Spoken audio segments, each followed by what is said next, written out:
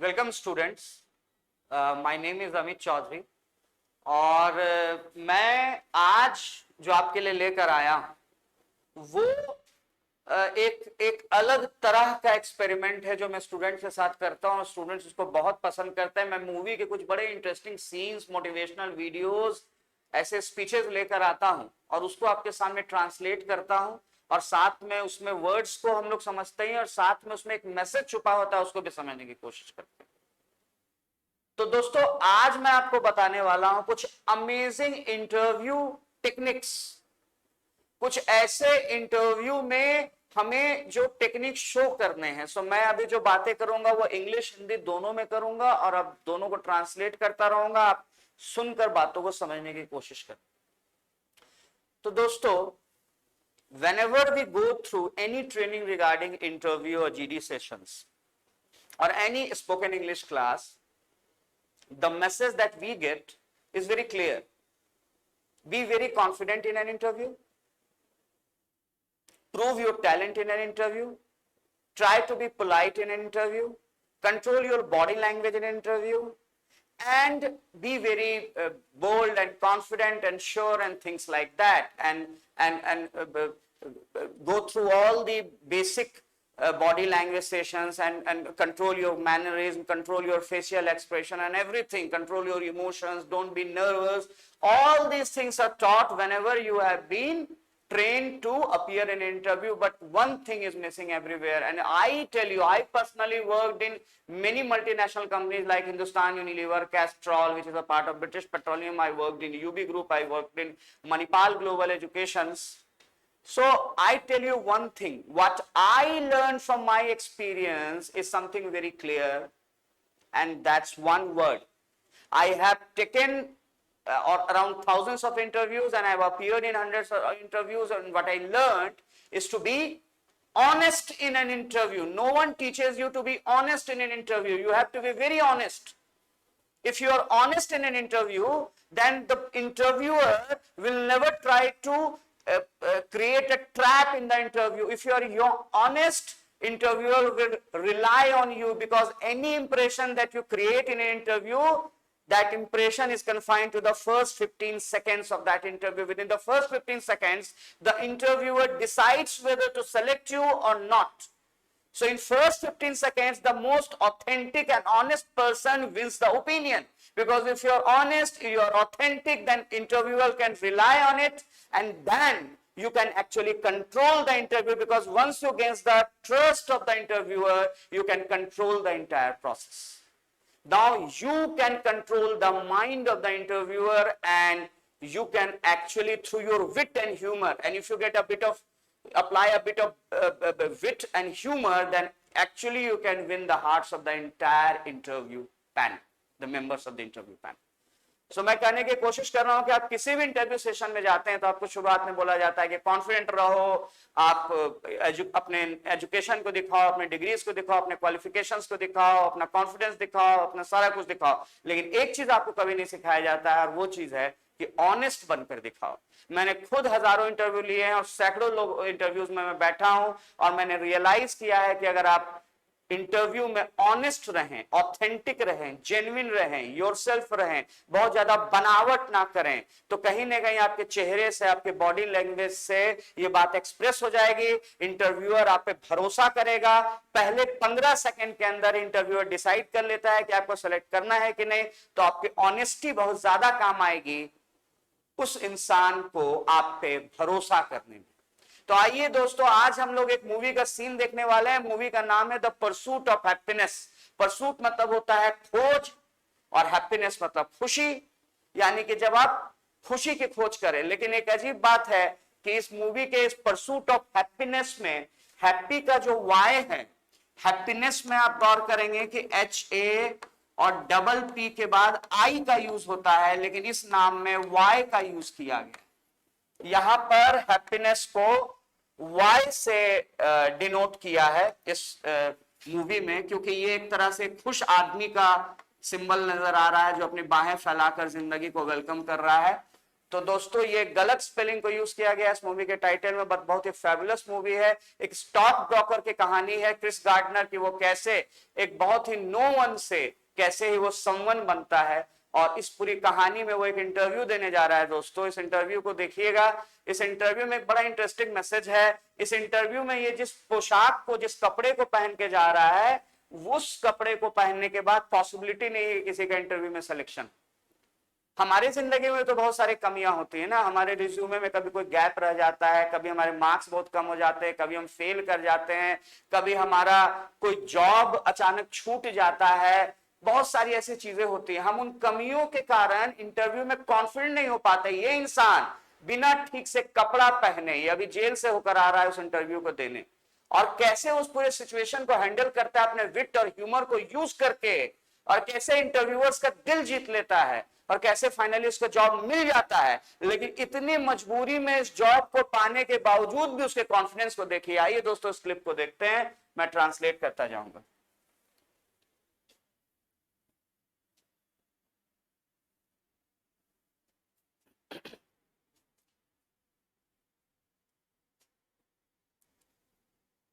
तो हम लोग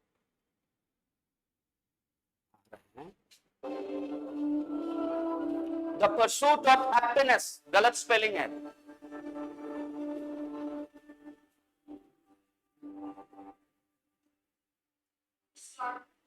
क्रिस गार्डनर इसका नाम है।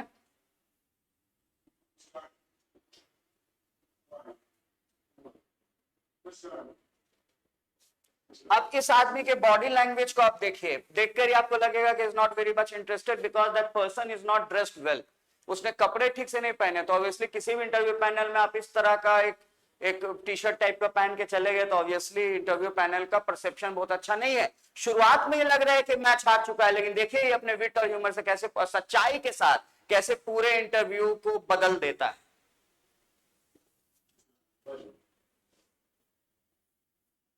Sitting out there for the last half hour trying to come up with a story that explain my being here dressed like this. बोल रहा है मैं पिछले आधे घंटे से यहाँ पर बैठ के सोच रहा था कि मैं कोई एक ऐसी कहानी बनाऊं जिससे कि मैं आपको एक्सप्लेन कर सकूं कि मैं इस तरह के कपड़े पहन के क्यों आया।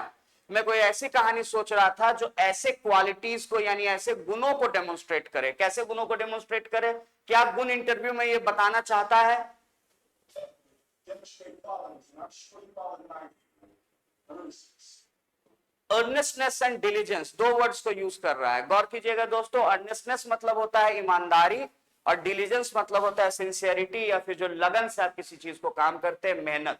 तो ये बोल रहा है कि मैं अपने इस खराब हाल में जिस कपड़े को पहन के आया है, हाथ में पेंट लगा हुआ है, ये बोल रहा है कि मैं कहानी, एक झूठी कहानी सोच रहा था जिससे कि मैं आपको शो करूं कि मैं कितना ज्यादा ईमानदार हूं या कितना ज्यादा मैं सिंसियर हूं, लेकिन मुझे ऐसी कोई कहानी समझ नहीं आया। और अब ये सच बोल रहा है, और सच को कैसे बोलता है? Diligence, team play, some. Team play, लेकिन मैं कुछ नहीं सोच पाया। So the truth is, तो सच्चाई क्या है? arrested, मुझे अरेस्ट कर लिया गया क्योंकि मैं पार्किंग टिकट्स नहीं पे कर पाया, all the way here. और मैं दौड़ता हुआ आया हूं पुलिस स्टेशन से, पुलिस स्टेशन से। तो अरेस्ट के पहले तुम क्या कर रहे थे? मैं अपना अपार्टमेंट पेंट कर रहा था। इसके हाथ में वो पेंट लगाया, तो वो पूछता है क्या ये सूख गया? I hope so.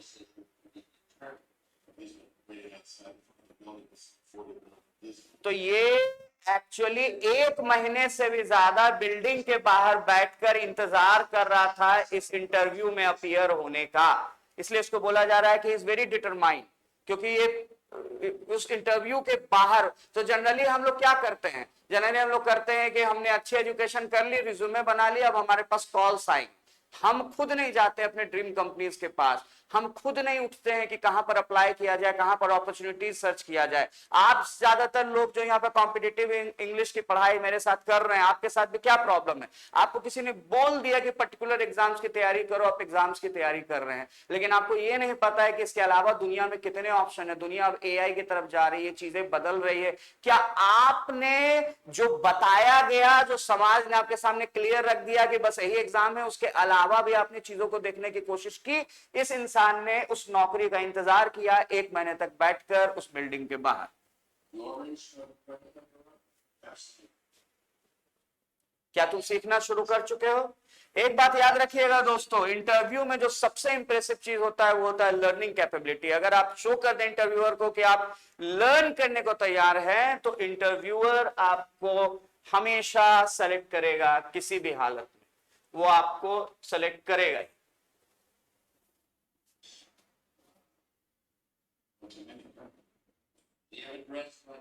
क्या इसने पहले कभी ऐसे कपड़े पहने हैं? जैकेट तो हमेशा जैकेट एंड टाई में ये रहता है।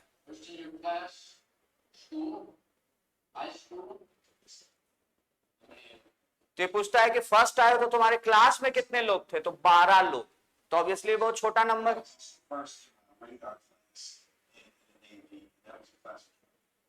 तो देखिए, अब अपने से ये हेल्प करता है इंटरव्यूअर को, बोलता है कि मैं जिस हाई स्कूल की क्लास में फर्स्ट आया उसमें बस 12 लोग थे, लेकिन मैं नेवी और रडार क्लास में भी फर्स्ट आया और उसमें 20 लोग थे। तो कहीं ना कहीं आपको इंटरव्यूअर को खुद से अपने इंफॉर्मेशन को सप्लाई करना भी सीखना है। That's, I'm just a person. क्या मैं कुछ बोल सकता हूं?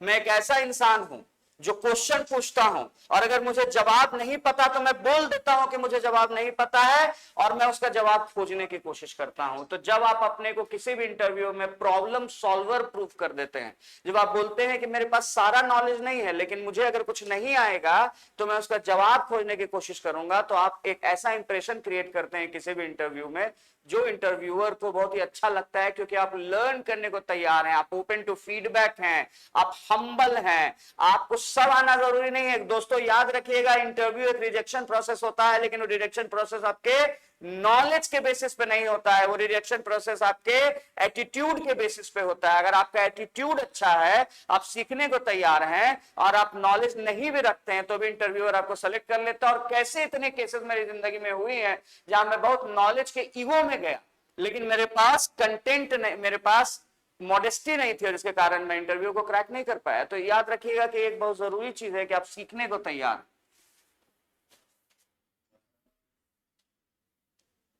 Chris, what would you say?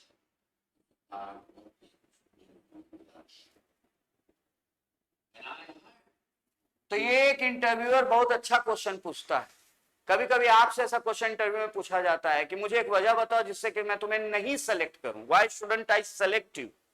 Give me one reason that I should reject you. उसी तरह का बात बोल रहा है कि तुम ऐसे शर्ट में आ गए हो इस इंटरव्यू में, और अगर मैं तुम्हें सेलेक्ट कर लूं तो लोग क्या कहेंगे कि ऐसा कपड़ा पहने हुए इंसान को तुम कैसे सेलेक्ट कर सकते हो। अब इसका जवाब क्रिस गार्डनर क्या देता है?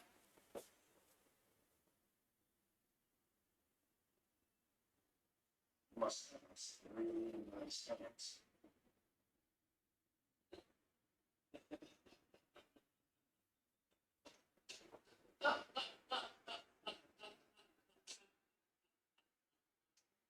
तो यहां पर ये ह्यूमर को यूज करता है। इसे पूछता है अगर तुम ऐसे पहनावे में किसी इंटरव्यू में चले जाओ और तुम्हें सेलेक्ट कर ले इंटरव्यूअर, तो लोग इंटरव्यूअर को क्या बोलेंगे? तो जवाब देता है, लोग इंटरव्यूअर को बोलेंगे कि वो इंसान जरूर बहुत अच्छे पैंट में आया होगा। मतलब मेरा शर्ट खराब है तो क्या, मैंने पैंट तो अच्छा पहन रखा है। तो ये एक तरह का ह्यूमर हुआ, इसमें कोई नॉलेज का एप्लीकेशन नहीं है, लेकिन ये एक तरह से एक एक एक बहुत ही कंफर्टेबल माहौल बनाने की कोशिश है, बोलने की कोशिश है कि ठीक है आज मैं ये अच्छा नहीं कर पाया, लेकिन मेरे पास कुछ तो है जो अच्छा है, और इसके कारण फाइनली इसका सिलेक्शन हो जाता है। लेकिन सिलेक्शन होने के बाद भी दोस्तों देखिए इंसान कितना कॉन्फिडेंट है, अपने ड्रीम जॉब तक पहुंचा जिसके लिए 1 महीने तक बाहर वेट किया। लेकिन अभी इसका दोस्त इसको आकर बोलेगा कि क्या तुम कल ज्वाइन करोगे, तो ये बोलता है कि मैंने सुना है कि इसमें सैलरी अभी नहीं मिल रही है और मेरा एक्सपेक्टेशन कुछ सैलरी का था, तो शायद मैं ज्वाइन नहीं भी कर पाऊं। मतलब इसके अंदर इतना करेज है कि इस तरह के कपड़े को पहनने के बावजूद वो इंटरव्यू को क्रैक कर लेता है, जिस इंटरव्यू को क्रैक करने का 1 महीने से इंतजार करता है, और उसके बाद भी जॉब ऑफर को रिजेक्ट कर सकता है। See the courage. Chris, I'm not anything just to start with, man, but you really pulled it off.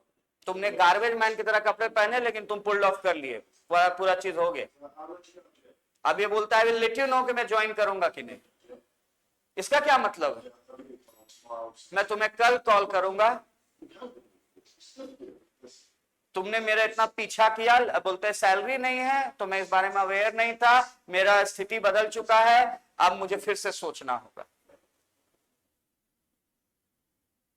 तो अब ये लोग इसको कन्विंस करने की कोशिश कर रहे हैं कि नहीं तुम ज्वाइन कर लो कि मैं तुम्हें हेल्प करूंगा। अब ये इसको बोल रहा है कि मैं तुम्हें सेल करने में हेल्प करूंगा, तुम्हें पैसे मिल जाएंगे, डोंट वरी, बेवकूफ मत बन। तो इसका मतलब बहुत क्लियर है कि ये कॉन्फिडेंस रखना बहुत जरूरी होता है। You are a piece of work, माने तुम महान आदमी हो भाई, इतना करने के बाद भी चैलेंज कर रहे हो, अब फिर बोल रहे हो कि मुझे जॉब नहीं चाहिए। तो दोस्तों ये था द परसूट ऑफ हैप्पीनेस का एक सीन। मैं ऐसे बहुत सारे मोटिवेशनल वीडियोस जैसे कि स्वामी विवेकानंद का स्पीच या इलॉन मस्क या फिर स्टीव जॉब्स के स्पीचेस और मूवी के सीन्स आपके सामने लेकर आऊंगा, जिसको हम लोग देखेंगे, ट्रांसलेट करेंगे, पूरी की पूरी मूवी हम लोग ट्रांसलेट करेंगे। और हम लोग बहुत ही अमेजिंग काम कर रहे हैं। मैं अभी यहाँ पर आपके साथ इस बीएससी इंस्टीट्यूट से जुड़ा हुआ हूँ और मुझे आप देख रहे हैं, और हमारे लाइव सेशंस भी आने वाले हैं जिसमें हम हिंदू एडिटोरियल का analysis, tricks of sentence arrangement, tricks of reading comprehension, tricks of cloze test, double fillers, vocab building, सारी कुछ वन वर्ड सब्स्टिट्यूशन, इन चीजों को हम लोग करेंगे। हम लोग नॉर्मल लुइस जैसे किताबें पढ़ेंगे, हम लोग ऐसी हार्डविक जैसी किताबों से वर्ड मीनिंग याद करेंगे। तो दोस्तों मेरा नाम अमित चौधरी है और मैं होप करता हूं कि दोबारा आप इस वीडियो में इसी चैनल पर फिर से मौजूद रहेंगे। तो प्लीज वीडियो को शेयर करें, अपने दोस्तों तक पहुंचाए। ये मेरी इस चैनल पर शुरुआती कोशिश है, तो अगर आप सपोर्ट करेंगे तो मैं आपके लिए ज्यादा से ज्यादा मजेदार कंटेंट लेने की कोशिश करूंगा। Thanks a lot, God bless you.